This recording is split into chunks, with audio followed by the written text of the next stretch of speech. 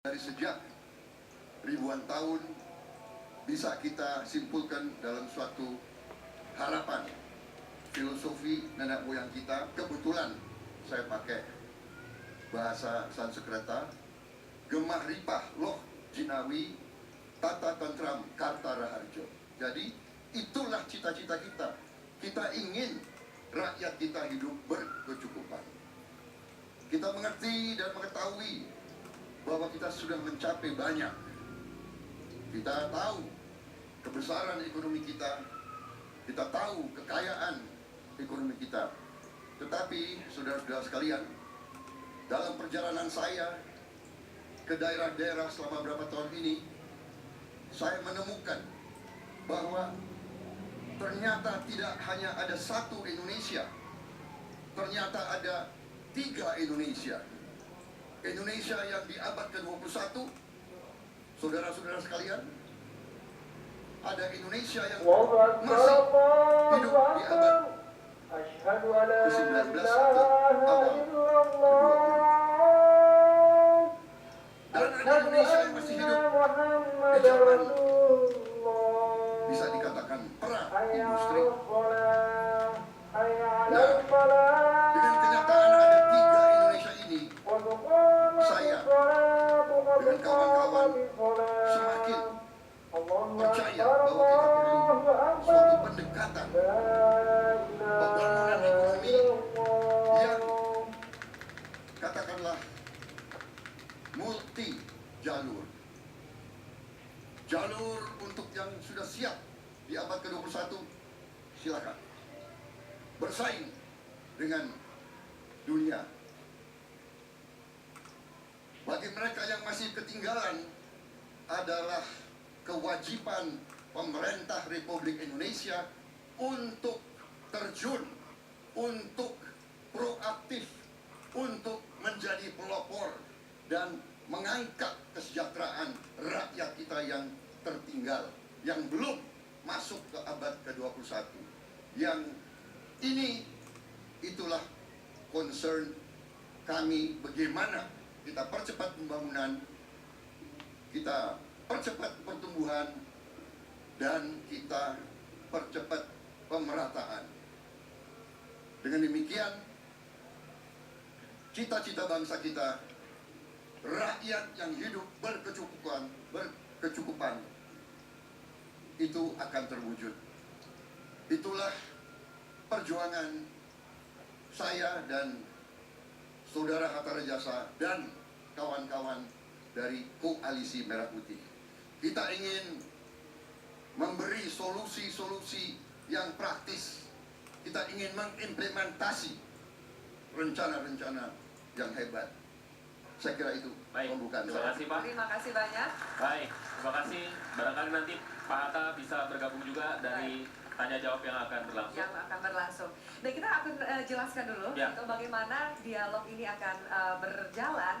Kita akan memberikan kesempatan sekitar 1 menit bagi para rekan-rekan kami di sini untuk bertanya, dan juga akan ada, kami berikan waktu sekitar durasi 3 menit untuk kemudian Bapak menjawab pertanyaan tersebut. Nah, di segmen ini kita akan mengangkat tema yaitu pangan, pertanian, dan juga kelautan. Baiklah, kita berikan kesempatan kepada siapa yang ingin bertanya. Kami persilakan. Silakan Pak. Silakan. Mohon disebut nama dan asal asosiasi atau silakan. Terima kasih. Yang terhormat Bapak Calon Presiden Bapak Prabowo dan Subianto, serta Bapak Calon Wakil Presiden Bapak Hatta Rajasa, selamat malam dan salam sejahtera Pak. Saya Rudian Kopot, Ketua Komite Tetap Perkebunan Kadin, akan bertanya mengenai masalah ketahanan pangan dan kemandirian pangan.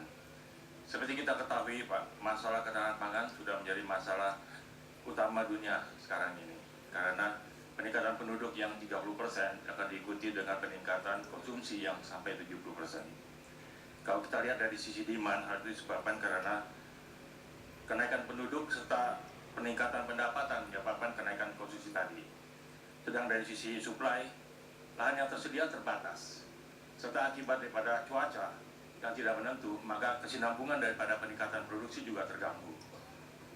Akibat daripada itu adalah defisit pangan bertambah makin lama makin besar.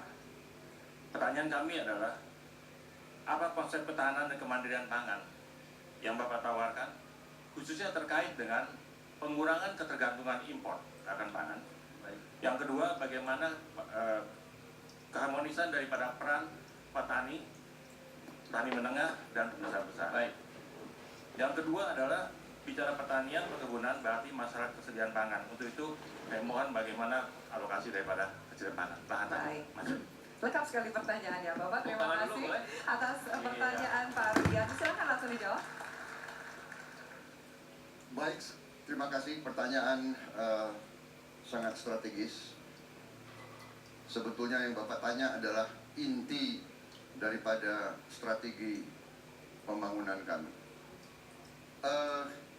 Yang kami lihat memang sangat benar, pertambahan penduduk mengakibatkan persediaan pangan dunia terbatas dan mengakibatkan harga pangan naik. Harga pangan rata-rata dalam 10 tahun ini naik rata-rata 80%, 70-80%. Kalau jagung dalam 10 tahun naik 98%. Jagung. Kedelai 78%. Jadi memang benar. Nah, bagaimana? Kami membaca bahwa kita punya suatu yang bisa dikatakan window of opportunity. Kita ada waktu karena kita masih ada lahan. Masih ada lahan. Kebetulan lahan yang kita miliki adalah hutan-hutan yang sudah rusak, degraded and destroyed forests. Kita ada 77 juta hutan yang sudah rusak. Dan kerusakan ini berlanjut terus. Lanjutnya adalah tiap 10 menit rusak hutan seluas 6 lapangan bola. Jadi kita duduk di sini sudah lebih dari 10 menit, hutan seluas 6 lapangan bola rusak. Dan seterusnya, dan seterusnya, dan seterusnya. Jadi strategi kami adalah yang sudah rusak ini, 77 juta hektar ini, sebagian sesuai kemampuan kita, kita robah menjadi lahan produktif. Saudara-saudara, dengan demikian kita mengejar, hitungan kami kita punya 20 tahun. Our window of opportunity kita masih punya, we have 20 years, hitungan kami. Dalam 20 tahun ini kita harus segera membuat Indonesia swasembada pangan, swasembada energi, kemudian perbaiki kesejahteraan rata-rata rakyat Indonesia, perbaiki kesehatan, pendidikan, dan membuat berhasil program keluarga berencana. Karena yang kita kejar sekarang adalah bom, yaitu ledakan penduduk, the population explosion. Ledakan penduduk, kita tambah tiap tahun tambah 5 juta mulut baru yang harus kita beri makan. Baik, Bapak, terima kasih. Kita akan lanjutkan dengan pertanyaan lainnya, masih tentang sektor yang tadi, pangan, kelautan, pertanian dan kelautan. Silakan Ibu, silakan sebutkan nama dan asal. Assalamualaikum warahmatullahi wabarakatuh. Waalaikumsalam. Pak Prabowo dan Pak Hatta yang saya hormati, saya Nada Soraya Jayakusuma dari Provinsi Kepulauan Riau. Pertanyaan saya adalah mengenai kebijakan kelautan nasional, Pak. Sebagaimana yang kita ketahui, Indonesia sebagai sebuah negara maritim terbesar di dunia. Namun sampai saat sekarang, tidak ada satupun kebijakan yang membuat kita bisa mandiri dalam negara kita sendiri. Karena kebijakan tersebut tidak mengarah kepada kelautan, terutama illegal fishing dan segala sesuatunya. Kadin Indonesia, Pak, saat sekarang telah membuat Provinsi Kepulauan Riau untuk menjadi pilot project dalam rangka menjadikan Provinsi Kepulauan Riau adalah Marine Culture Province. Yang saya ingin tekankan selain industri kebijakan kelautan nasional Apa pendapat Bapak tentang pendirian Pengawal Laut dan Pantai Republik Indonesia atau Indonesia Sea and Coast Guard? Karena itu penting, Pak. High cost ekonomi adanya di laut. Jadi kami mohon jika nanti Bapak-Bapak terpilih bisa melanjutkan program tersebut. Terima kasih. Assalamualaikum warahmatullahi Silakan wabarakatuh. ditanggapi dan dijawab. Baik, terima kasih Ibu Jaya Kusuma. Saya sangat sependapat bahwa kita harus memperkuat konsentrasi kita dalam dunia maritim. Kita banyak kehilangan kekayaan kita. Ini sedang ramai sekarang. Berapa banyak sih yang kita hilang kekayaan kita, ya kan? Salah satu tim pakar saya membawa angka kepada saya tadi pagi, ya, kehilangan kita dari laut saja tiap tahun menurut tim pakar ini, ya, harus diverifikasi. Tetapi angka yang saya dapat sungguh sangat mengejutkan. 100 triliun tiap tahun, 10 billion US dollars dari sektor kelautan. Jadi saya sangat sependapat kita harus memperkuat. Pemerintah tadi saya katakan di saat atau pada saat dunia swasta belum siap, ragu-ragu atau belum punya kemampuan, pemerintah harus proaktif, ya, dengan berbagai cara, memberi fasilitas, memberi insentif, memberi tax holiday, memberi banyak sekali insentif yang bisa kita berikan supaya ada industri processing hasil laut.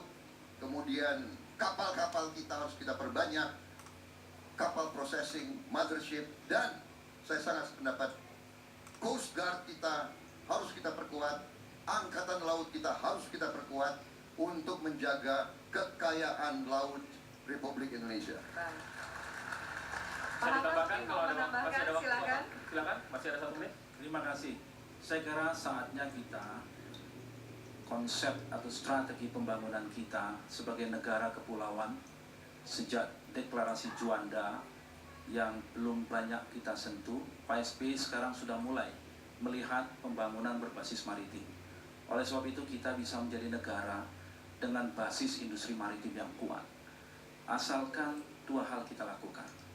Pertama, secara komprehensif kita mengembangkan sistem transportasi yang handal untuk menekan kos logistik yang sekarang 14,08% terhadap biaya produksi.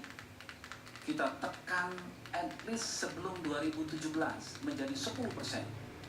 Maka dengan demikian para nelayan kita, para petambak di pesisir, para perumput laut yang beroperasi di laut dan mineral tambang-tambang laut bisa sangat efisien untuk mengembangkan industri berbasis maritim. Saya sungguh yakin kekhasan Indonesia ini akan menjadikan kita sebuah negara maritim yang terkuat. Baik. Iya. Terima kasih, Itu Pak dia. Hatta. Tadi jawabannya juga pertanyaan dari sisi industri kelautan, perikanan, dan juga pertanian. Kami akan lanjutkan pemirsa sesaat lagi. Ada pertanyaan dari mengenai perdagangan dan juga investasi dan juga energi. Jangan Ya. kemana-mana, tetap bersama kami di Dialog Kadin dengan Capres-Cawapres 2014.